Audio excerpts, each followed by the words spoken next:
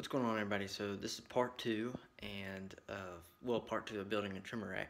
I've went ahead and I've made the brackets that's going to hold the trimmers, and I struggle with this a little bit, and I'll tell you why here in just a second. But let me go ahead and show you what I got, and then I'll show you how I made that with hardly any tools.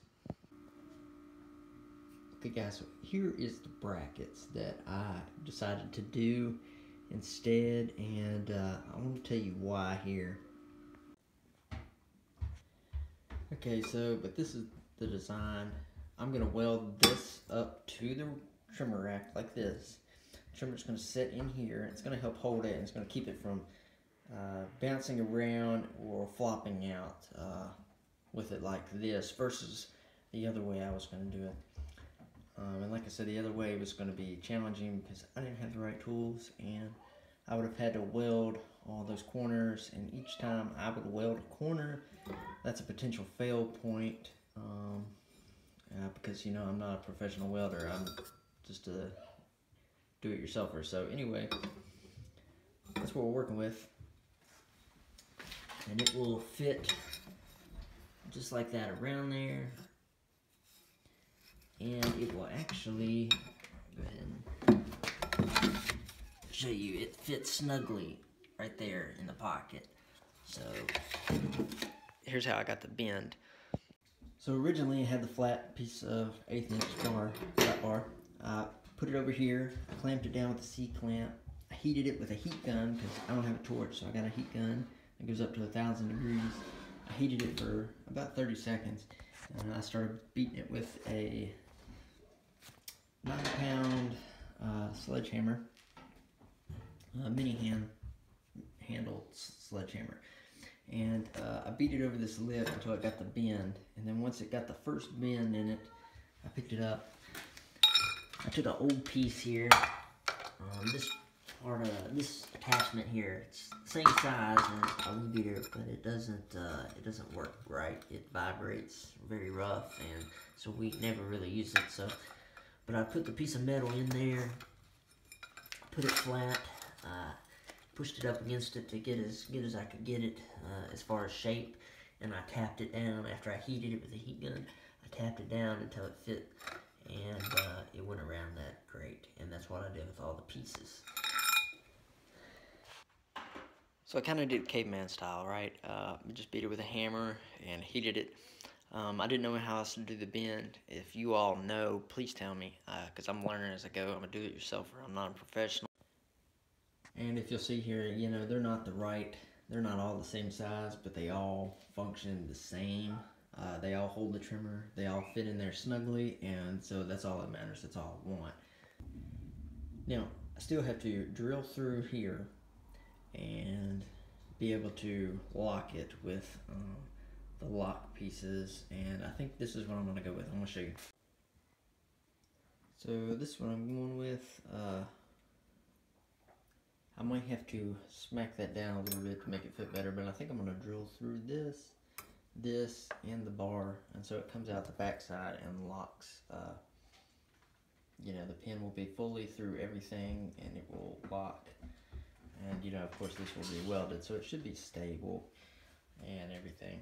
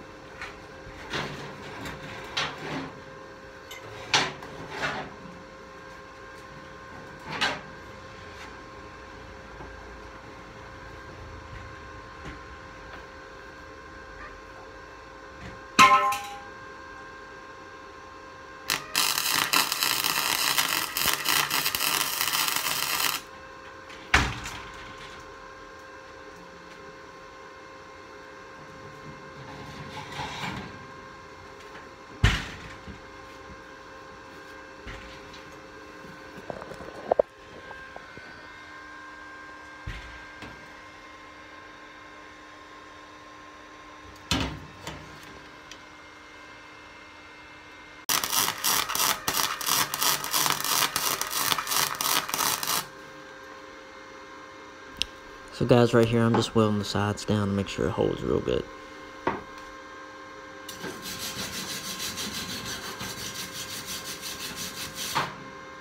The reason you'll see me brush a lot is I'm using flux core, and it makes everything look real dirty. If you're using a MIG gun, you know, welded with gas, it won't be like that.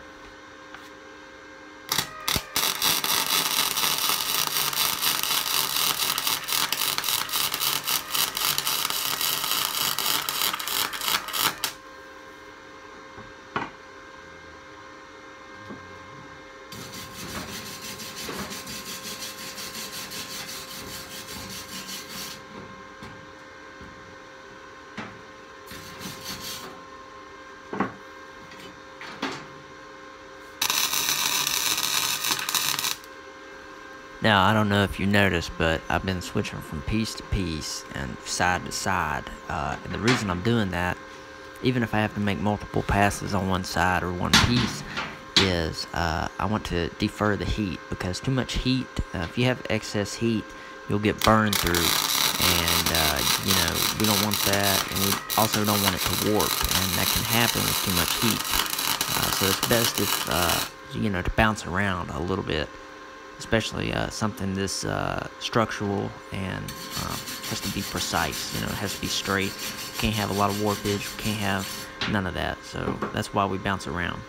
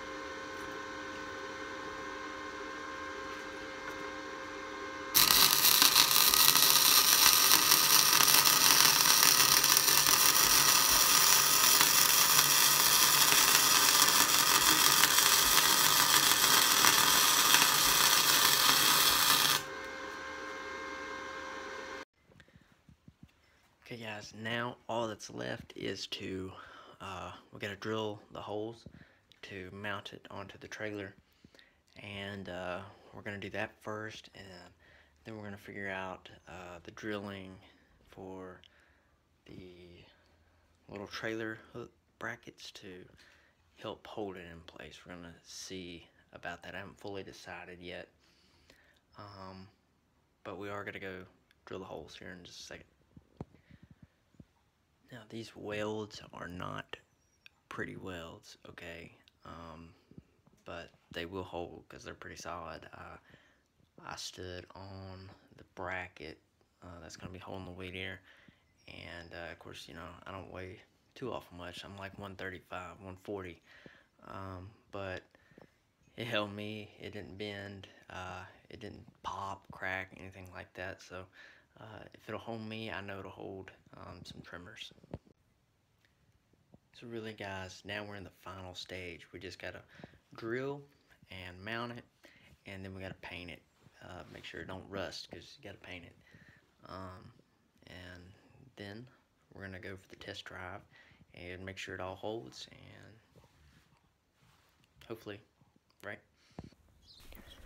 Okay guys, it's like day 3 on this thing, but I've put them on here. I'm just kind of staging it. I'm going to see how it looks, make sure it's straight and even. I've got it clamped down with some clamps, and we're going to, if it's even, we're going to bolt it. Alright, so I'm not going to bore you with the drilling part. I already drilled the holes here. I've got it bolted with some 3/8 screws and locking nuts, and I'm working on this side right now. I'm using a Milwaukee Helix 3/8 drill bit. It's new, but it works great. Alright guys, so they're all bolted down, and there it is. I don't have 2 trimmers on me to show you both. Pretty straight, pretty even, you know, not perfect, you know, but definitely pretty solid. So I still haven't decided on the locking mechanism because they sit down pretty low, but I gotta unbolt and paint now, and the top caps too. Okay guys, so I'm finally done. I figured out the way to lock the trimmers in place, basically, to keep them from bouncing out. Painted it, and that's it. It's a finished project. Alrighty guys, if you haven't already, be sure to subscribe. Thank you all for watching. Until next time guys, peace.